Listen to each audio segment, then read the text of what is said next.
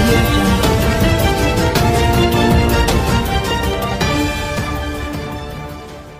Anchor Pradeep అంటే టాలీవుడ్లో ప్రతి ఒక్కరికి తెలిసే ఉంటుంది.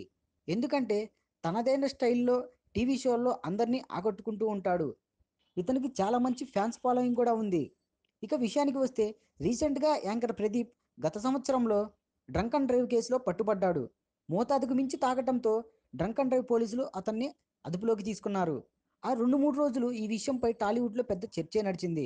అయితే ఫైనల్గా నాంపల్లి కోర్టు యాంకర్ ప్రదీప్కు 2100 ఫైన్తో పాటు అతని డ్రైవింగ్ లైసెన్స్ని 3 ఏళ్ల పాటు రద్దు చేసింది.